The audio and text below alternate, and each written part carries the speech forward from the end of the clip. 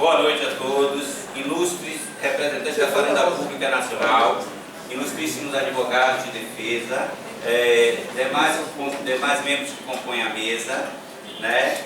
Estamos aqui hoje nessa audiência para apreciar a ação promovida pela Fazenda Pública Nacional no que tange a ação de cobrança, execução fiscal, né? Execução fiscal da empresa GR Limitada, devidamente inscrita no CNPJ, como consta nos autos, né? A fim de apreciar essa questão em julgamento. Ofereça a exaltação do presente, que todos fiquem de pé. Tá bom, eu errei. A exaltação. Exortação. Ei, Jesus. Você quer que eu fale? Formado o conceito de sentença, o presidente levanta-se e com ele todos os presentes fará o seguinte juramento. Exortação. Em nome da lei, consigo-vos a examinar esta causa com imparcialidade e a proferir a vossa decisão de acordo com vossa consciência, os ditames da justiça e da lei. Por analogia ao CPP, eu juro, pronto. Não foi por eu juro.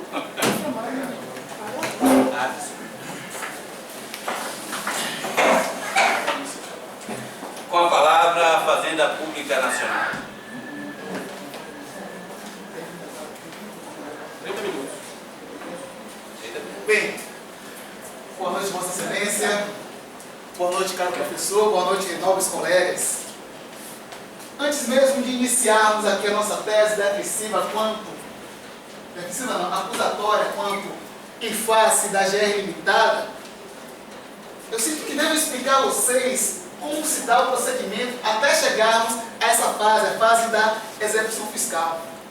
Primeiramente, é realizada a fiscalização prevista no artigo 194 do CTN, onde é aberta a possibilidade de defesa do notificado de apresentar a sua impugnação.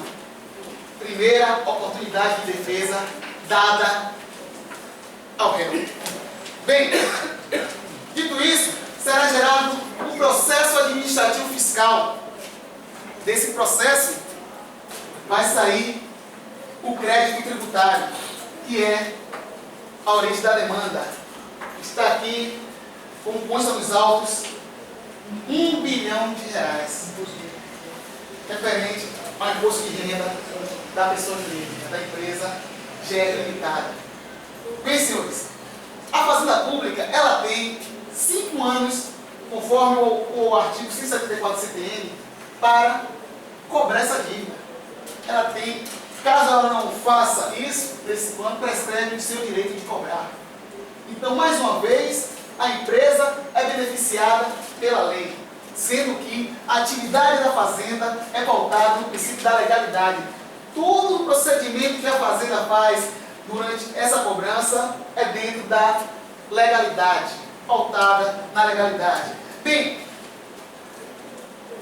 iniciada a execução fiscal, já falei primeiramente de uma forma defensiva do notificado da parte réu.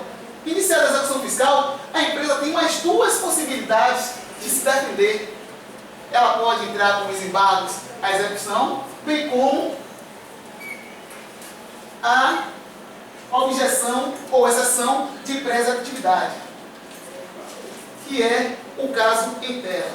Quer dizer, dentro do princípio da ampla defesa e do contraditório, bem como do direito de petição, do acesso à justiça, a empresa tem todos esses benefícios e ainda assim não efetuou o pagamento da dívida que consta de R$1 bilhão.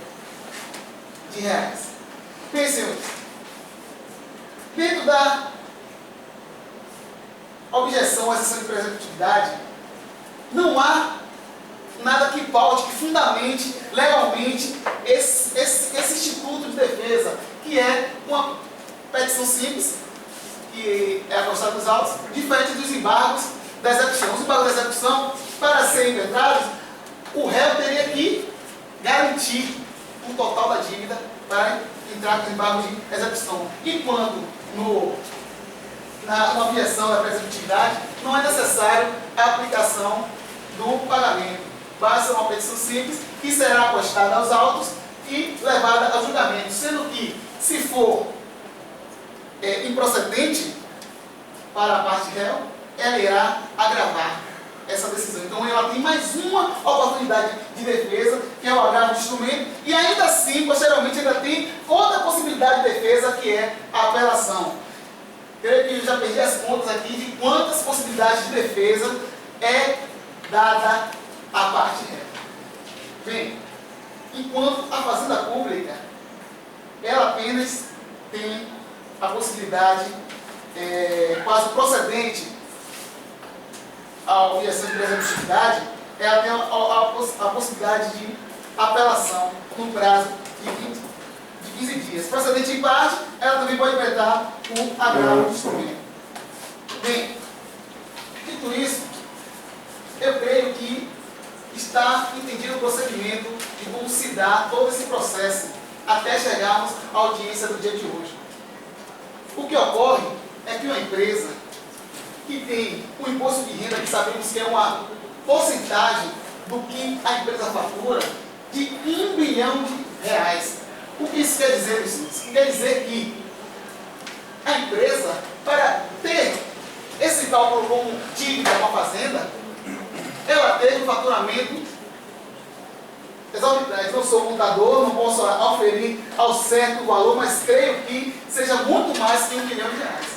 E o que eu posso falar? A gente vê todo momento na televisão falando dos programas sociais do governo, das lutas, dos movimentos contra a possibilidade, o pensamento de extinção do programa Minha Casa Minha Vida, do programa Bolsa Família, dos programas sociais e assistenciais.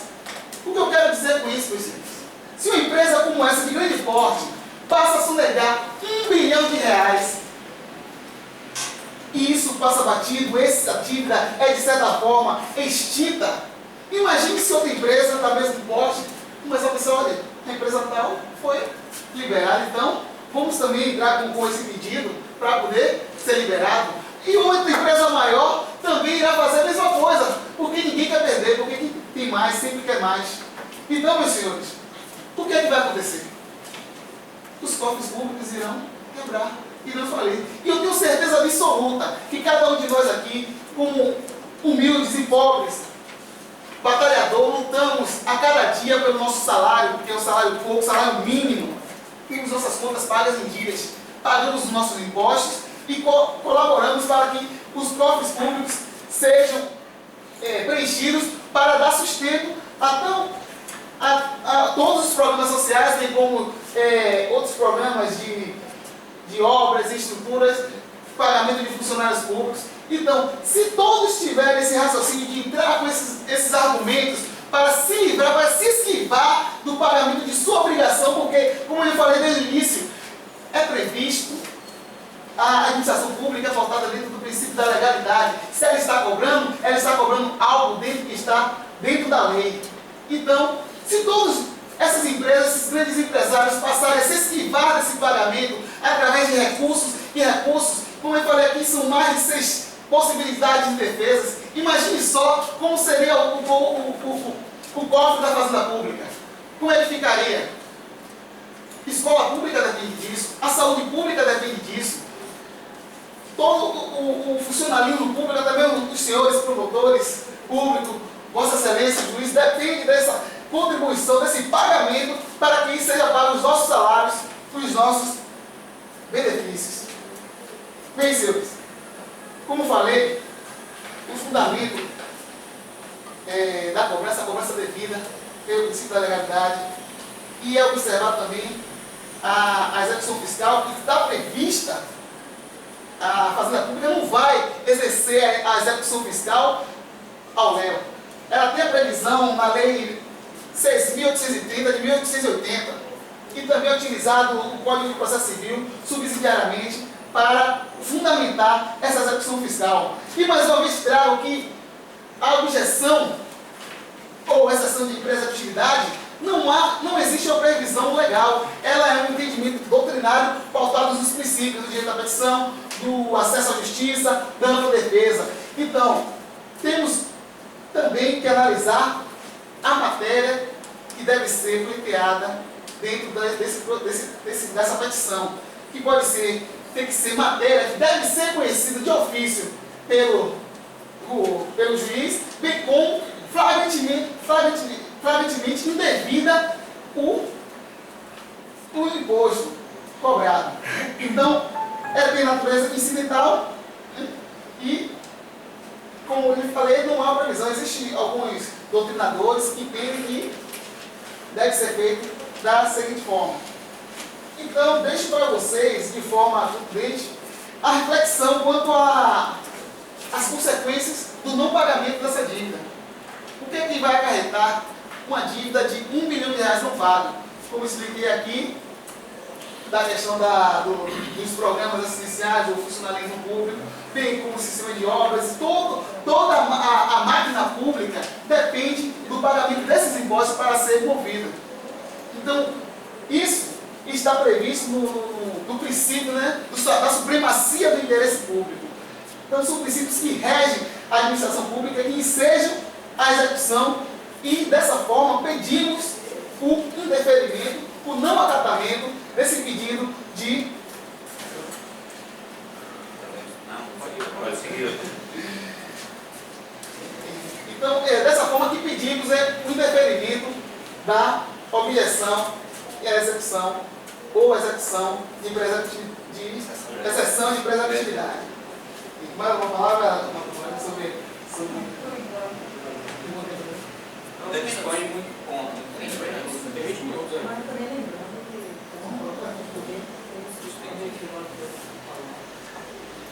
Bem, já que falamos de todas essas consequências, vamos falar um pouco da característica de uma empresa.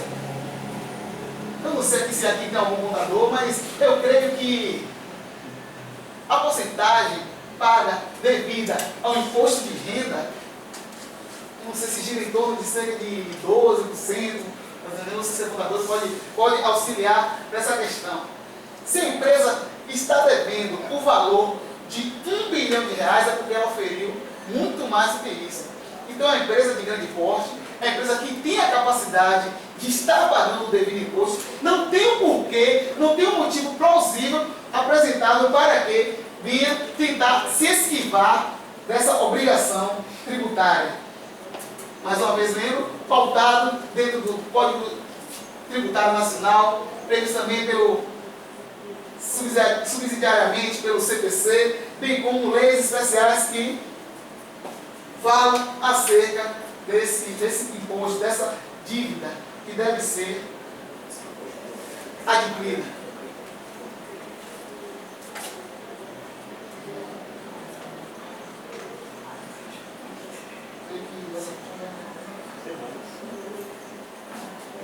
A palavra aqui a alguns dos novos colegas que ainda tem algo a sustentar sobre a questão da apuração. Creio que se eles dou-me por satisfeito aqui pela questão, aguardo a réplica.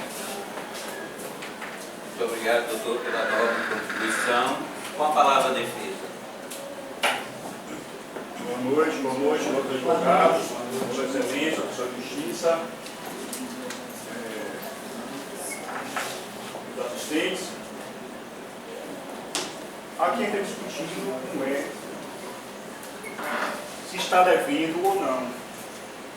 Realmente a dívida existe. Ocorre que, Excelência, R$1 bilhão não existe. Nem nos autos está comprovando, só de multa e juros, um absurdo, 75%.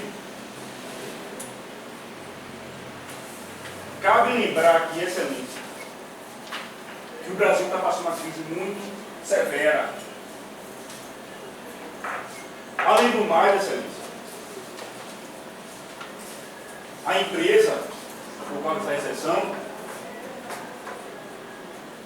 ocorreu muitas emissões por falta de pagamento das suas faturas. Mas quem é o devedor dessa empresa, Excelência? Minhas contas.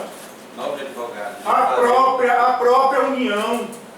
Posso fazer uma pequena intervenção? Infelizmente, as questões que estão sendo suscitadas no momento não versam sobre a responsabilidade da empresa no que tange ao risco negocial, e sim sobre a modalidade que está sendo cobrada. Uma dívida para com a União, aonde a empresa a qual o senhor é procurador nos autos não pagou, não recolheu o imposto. E o recolhimento do imposto é condição sine qua non. Excelência, eu sim, pela ordem, Excelência. Mas eu vou chegar lá, não se preocupe, Excelência. Vou chegar lá, Excelência. A exceção de empresa está justamente para sanar esses vícios que estão no processo, Excelência. A empresa não deve R$1 bilhão, Excelência, de forma alguma. De forma alguma. A maioria das dívidas que estão prescritas. A União está cobrando dívidas prescritas de 2008, 2009, Excelência. Outros sim, Excelência. Tem dívidas aí, Excelência, que está parcelada. E a empresa está adquirindo todos os parcelamentos. Como é que aí depois, de uma hora para outra, a gente vem com uma execução fiscal sem mais emenda, Excelência? Pode aprender, Excelência, agora.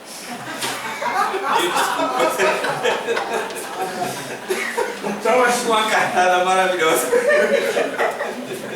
Então, Excelência, todas as dívidas fiscais, Excelência, imposto de renda, está sendo adquiridas, está sendo paga, foi parcelada, tem dívida, está sendo cobrada dívida prescrita, Excelência.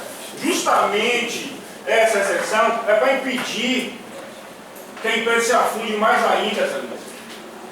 Tem que levar em consideração, Excelência, pelo amor de Deus, eu rogo pela empresa. O Brasil precisa dessa empresa, Excelência. 90% do nosso faturamento é destinado à União para fazer as obras do Rio São Francisco, para fazer as obras da Minha Casa Minha Vida, Excelência. Tem que levar em consideração isso. A empresa não pode afundar de uma para outra por uma dívida totalmente errada, equivocada. Essa dívida de R$1 bilhão, na verdade, Excelência. Tudo isso aí, multa e juros, não existe. Não existe, e nos autos está provando isso. Nos autos está provando que está cobrando coisa indevida. E essa exceção, justamente, é para poder sanar essa omissão e impedir essa execução que prossiga. Eu rogo pela procedência dessa exceção, Excelência, porque o Brasil precisa de empregos, e se essa execução permanecer e continuar, vai prejudicar muito os trabalhadores. São mais de 1.000 trabalhadores, Excelência, que dependem dessa empresa. Eu rogo pela procedência dessa exceção.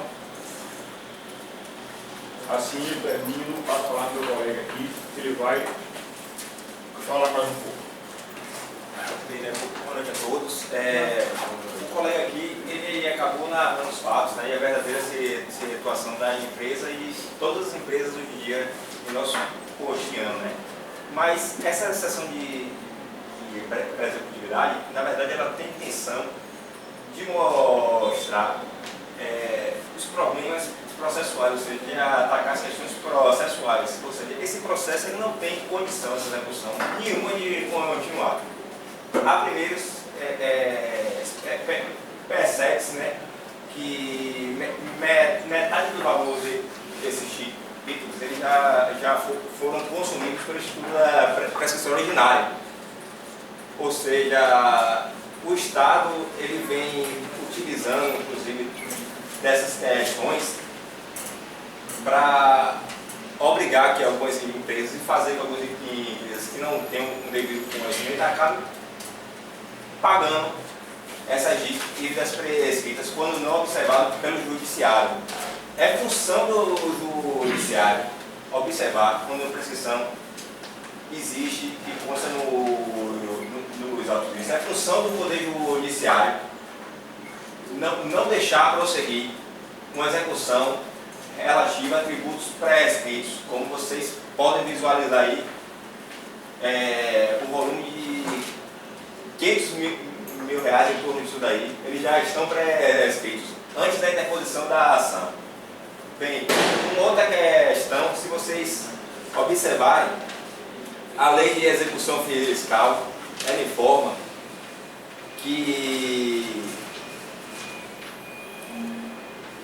aqui da extinção do crédito tributário, né? Então, em seu artigo 1556, eu vou ler o artigo, ele diz o seguinte: extingue-se o crédito tributário pelo pagamento, pela compensação, pela transação, pela reemissão e o importante aqui agora, o inciso quinto, pela prescrição e decadência.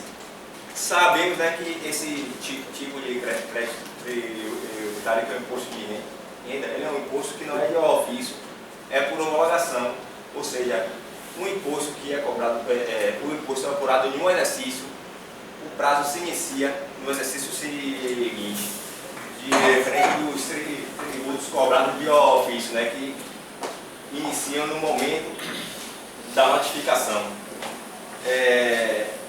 Com relação ao restante dos débitos, né, que continuaram após a interposição da execução, a gente pode perceber o parcelamento, ou seja, a empresa ela foi até o fisco no intuito de parcelar esses créditos.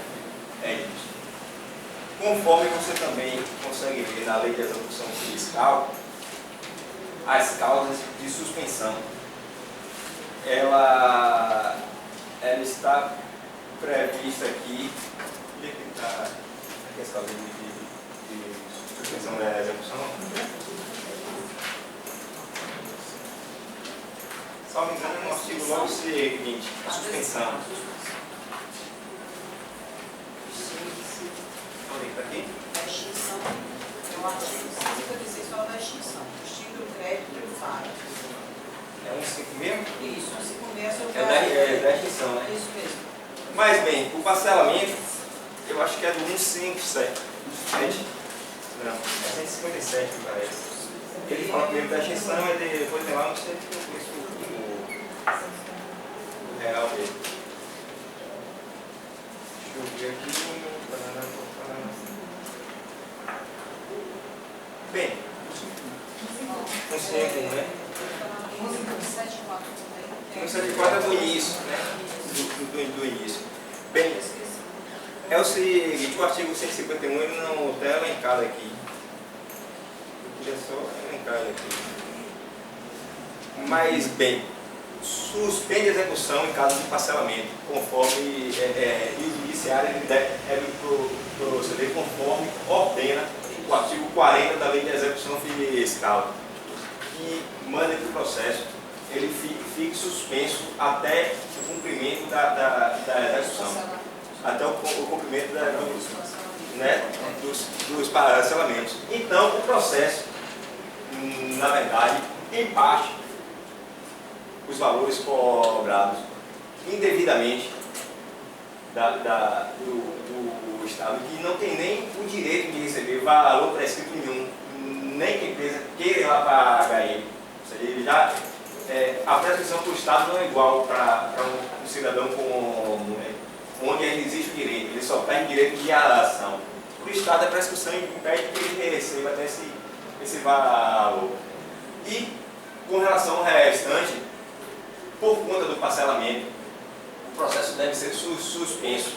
Então é isso que essa exceção de pré-executividade ela vem trazer à tona. Ou seja, que parte dos débitos estão prescritos e parte dos débitos estão sendo pagos mensalmente em dias pela empresa. E, portanto, o processo ele deve estar suspenso nos termos do artigo 40 da Lei de Execução Fiscal.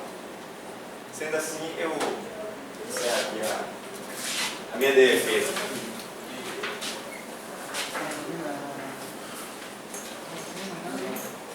Algo mais a acrescentar na réplica? Sim. Bem, os nobres colegas advogados de defesa apresentaram, primeiramente, como tese defensiva, os problemas sofridos pelo Brasil, os problemas sofridos pela empresa. Porém, fazendo a leitura do artigo 136 do Código Tributário Nacional, diz o seguinte, ó: salvo disposição de lei contrária, a responsabilidade por infração de legislação tributária independe de intenção do agente ou do responsável e da efetividade, natureza, da extensão dos efeitos do ato. Então, o que esse artigo quer dizer, vocês? Que a empresa não pode alegar situações causadas por terceiros, a empresa não pode alegar situações adversas à sua condição financeira para se esquivar do pagamento da sua obrigação tributária. Bem como, lembrando que o imposto de renda muitas das vezes paga essa dívida. Quem paga realmente essas dívidas são os próprios clientes dessa empresa. Então, quem essa empresa está querendo beneficiar? Outros empresários? Está querendo beneficiar outros empresários? Que uma empresa de grande porte deve fornecer, deve ter outros empresários como clientes. Então, está tendo um fortalecimento entre essa classe rica, essa classe que tem a detentora do poder, do dinheiro. Eu tenho certeza que, eu reitero que eu tenho certeza que cada um de nós aqui, que temos pouco dinheiro, que recebemos pouco e suamos todo dia para ganhar nosso dinheiro, pagamos nossas dívidas em dias. O IPVA do nosso carro está pago. O que a gente pode observar é que quem mais se esquiva de efetuar o pagamento das dívidas é quem mais tem condições de pagar. Dessa mesma forma, o nobre colega, ele arguiu o tempo todo a prescrição do direito da Fazenda Pública de cobrar. Mas em nenhum momento ele falou quando se inicia o prazo dessa prescrição. O prazo da prescrição, a prescrição já é falada no artigo 174, que a ação para a cobrança do crédito tributário prescreve em 5 anos, contados da data da constituição definitiva. O que vai definir de claro esse artigo é a súmula do STJ 409. Em execução fiscal, a prescrição ocorrida antes da propositura da ação pode ser decretada de ofício. A propositura antes da ação, antes de ser proposta a ação de execução. Ele não pode alegar a prescrição dentro do processo de execução fiscal. Bem, outro ponto que o nobre colega suscitou é que a empresa, ao efetuar esse pagamento não vai ter condições, vai ter que demitir funcionários ou não ter mais condições de manter esses funcionários. Mas ao demitir esses funcionários, quem irá pagar o seguro-desemprego? É a Fazenda Pública, é os cofres públicos, que necessitam desse dinheiro para estar efetuando esses pagamentos de cunho trabalhista e muitos outros de cunho social. Bem, dito isso, eu passo aqui a palavra aos outros colegas, Vale lembrar na que o Constituição. senhor já tem um bom tempo para falar. Eu me abstenho por estar claro e evidente a necessidade da liquidação dessa dívida, do pagamento da dívida por parte da empresa. Muito obrigado. André? Bem, um nobre colega aqui, ele me falou a questão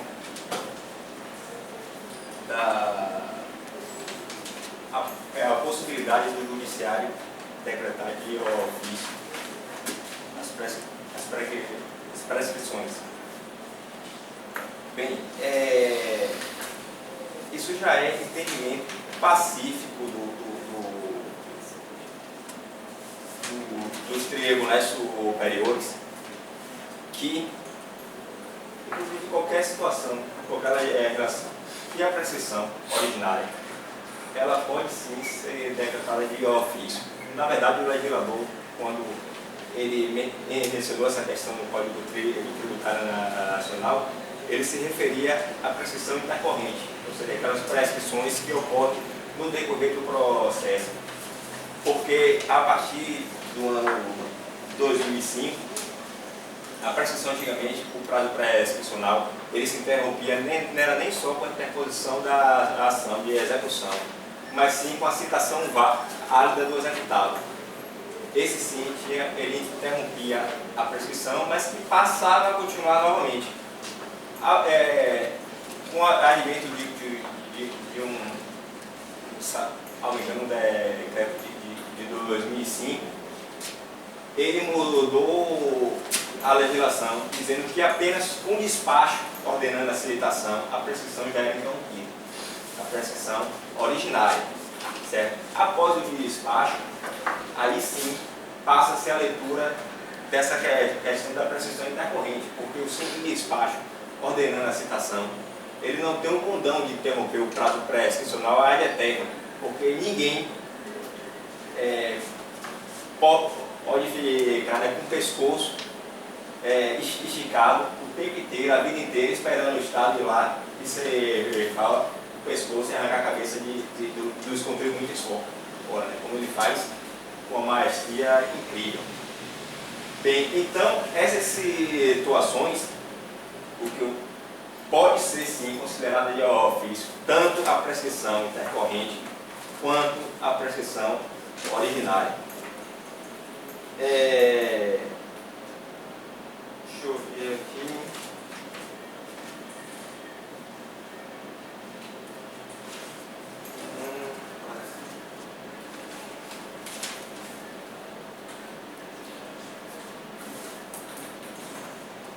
Bem, existe inclusive o que o colega falou, ele está exposto em um assunto, né, que a súmula 409 do STJ, né, que ele direciona ao entendimento restritivo quanto à aplicabilidade dessa prescrição. Né. E essa vida que os seus efeitos também devem ser, ele deve seguir nos casos de prescrição consumada no decorrer do processo, né? Como a gente pode ver conforme a lição do grande jurista, quer dizer, dos grandes juristas, né? Que é o Nelson Nery e Rosa Maria de Andrade Nery, diz o seguinte, abre aspas, o verbete disse menos do que deveria, porque a prescrição, uma vez ocorrida, deve ser conhecida ex officio pelo fisco, conforme a Constituição Federal, artigo 37, caput, e pelo juiz, conforme o artigo 209, parágrafo 5º do CPC, que tenha ocorrido antes ou depois da propositura da ação. Às vezes a leitura sem uma devida interpretação nos leva a isso, né? A gente sabe que o direito, principalmente o Estado, ele é muito ligado à parte legal, que está a leitura da lei, ou seja, esquece de olhar o que dizem os julgados, os entendimentos.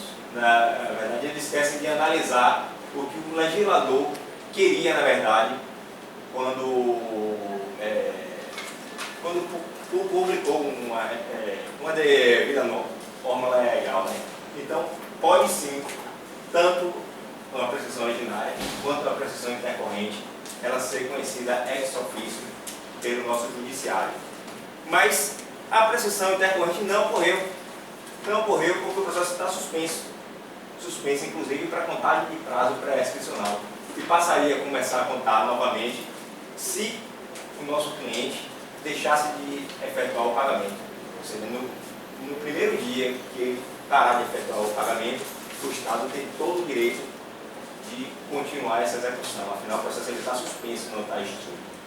Então, o que a gente vem pedir aqui não é a extinção do processo pelo pagamento, até porque isso a gente está fazendo. O que eu está pedindo é essa exceção de presuntividade, ela vem buscar que seja atendido o pleito de prescrição originária de parte do valor devido e suspensão do processo nos moldes do artigo 40 da Lei de Execução Fiscal.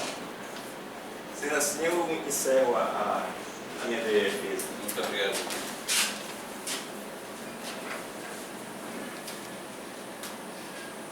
Voto meu. Peço a todos que aguardem e logo mais Vossa Excelência irá sentenciar.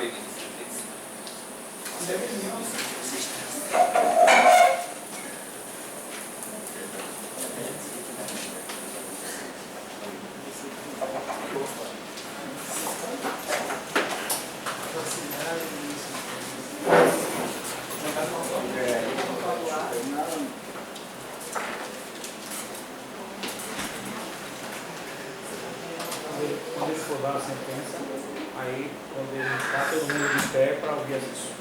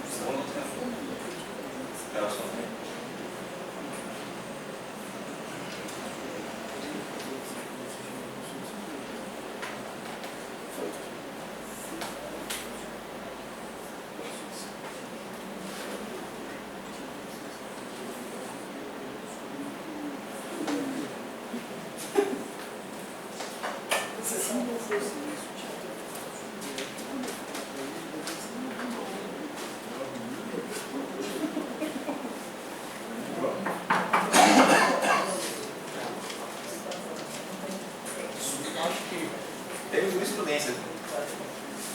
Sabe? Ajudar aqui Doutor, eu creio que o seu defesa, o seu direito de arguir qualquer tese defensiva já foi precluído ao princípio da eventualidade que rege o processo. já precluiu. Já precluiu o direito.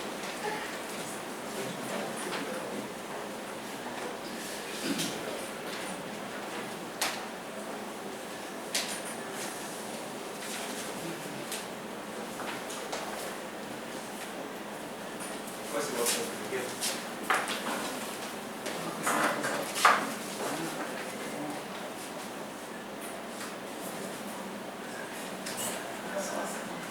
Aí uma apelação.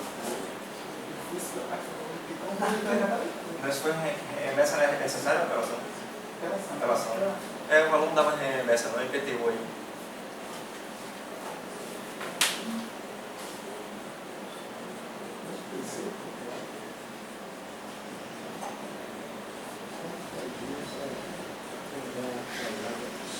Isso eu fiz em novembro.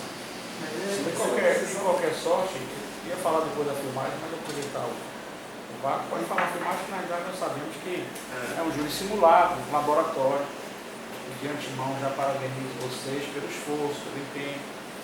Só uma dica assim que eu acho que ficou bem clara para a reflexão de vocês, e o mais que vão pegando na prática, né, Levício? Quando vocês falarem com o juiz, as argumentações estão boas, estão direitinho, mas não esqueçam de colocar para ele qual é a sua pretensão. Por exemplo, qual é a pretensão da Fazenda Pública, da Fazenda Nacional, né? Que seja julgada improcedente a exceção de pró-executividade e totalmente procedente a execução fiscal. Você pode até repetir isso, porque na verdade é um mecanismo de incutir psicologicamente no julgador, seja ele leigo do tribunal do júri ou do estogado, a ideia que você quer, a pretensão que você quer. Porque o julgador observa muito sua pretensão, o pedido. Hoje vai ser uma petição, o cara vai logo para o pedido. O que é que ele quer? Qual é o pedido? E no caso da exceção de pró-executividade, pela improcedência da execução fiscal e total, cabal procedência da exceção de predatividade. Talvez esse foi o ponto que ficou em aberto para vocês. Mas o resto, parabenizo vocês pela atuação, pelo desempenho, pela busca de informações, né? Todos buscaram informações. Pela postura acadêmica, científica. É só esse ponto que é muito importante em qualquer julgamento, além da base que você traz, a base jurídica, a base de jurisprudência, a base de fundamentação, a base filosófica, a base de argumentação. Tudo é muito importante. Mas o juiz está lá e não conhece o caso. Seja ele togado ou leigo, ele precisa de que você direcione o que eu quero com o pedido. Entendeu? O que eu quero com o pedido? E as duas partes, talvez só esse pontinho aí para abrilhantar com um êxito total. Entendeu? O que eu quero com o pedido? Ao final, Excelência, a Procuradoria, né? Solicito que todos fiquem de pé, pois o excelentíssimo senhor do juiz vai relatar a sua sentença.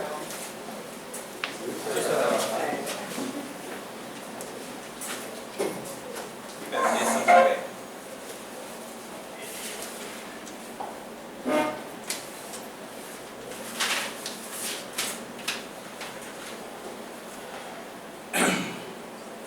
Da sentença.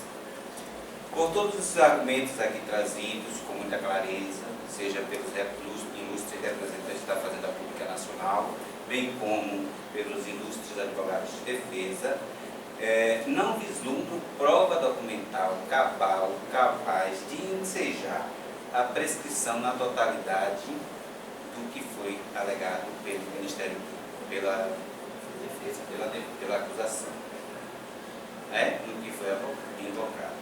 Porém, entendo que em parte se materializou realmente a quitação de metade da dívida, o que ensejaria uma irregularidade contra o cargo aqui anexado, acostado aos autos, de onde abrirei prazo para que no prazo de 30 dias, ambas as partes apostem cálculos de planilha de cálculos para que seja conferida a realidade dos fatos, seja no que tange a questão dos juros abusivos, bem como aquilo que almeja, a Fazenda Pública Nacional, a fim de sanarmos a dúvida e sermos justos, pregarmos a justiça, o objetivo maior deste tribunal.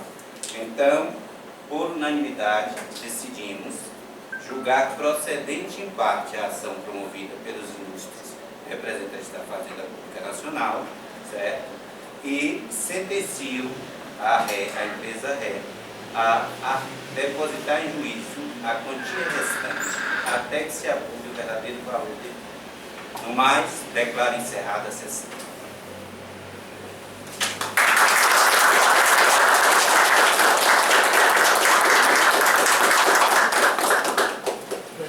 Bom, gente, então eu quero agradecer a vocês. O trabalho foi profícuo. Continue de Só pé, aquela questão do pedido, tanto de uma parte como outra, de focar no pedido, mesmo na citação oral.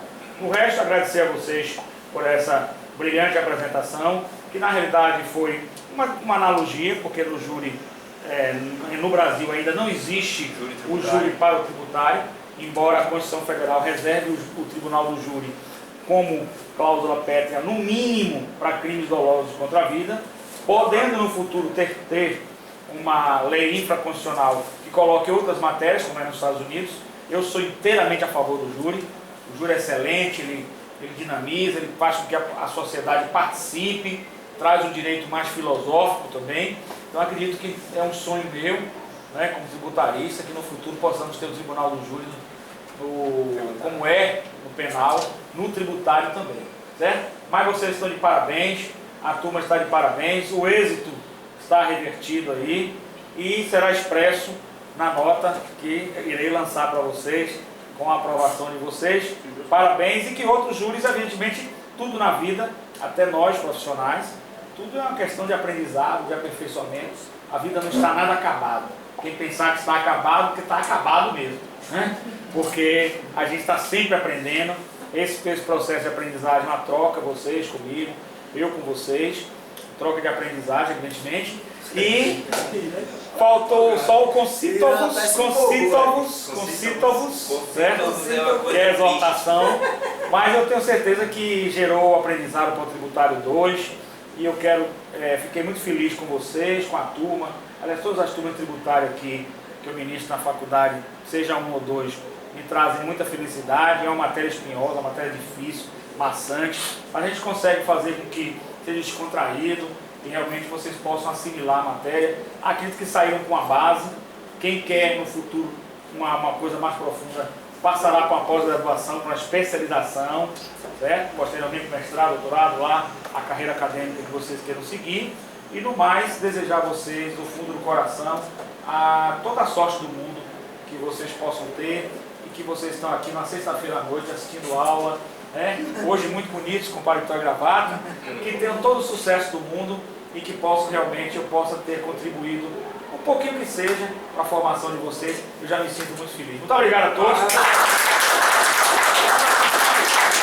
Agora para prestigiar o professor Paulo Magalhães, que é um entusiasta da educação. Agora a palavra do juiz, que será a palavra final. Todos permanecem. Eu também gostaria, em nome da turma, Gente, vamos ouvir o juiz agora. Aproveitando o gancho, que a turma está toda aqui, em nome da turma, agradecer. Primeiro, o empenho, a paciência, a tolerância do senhor, né?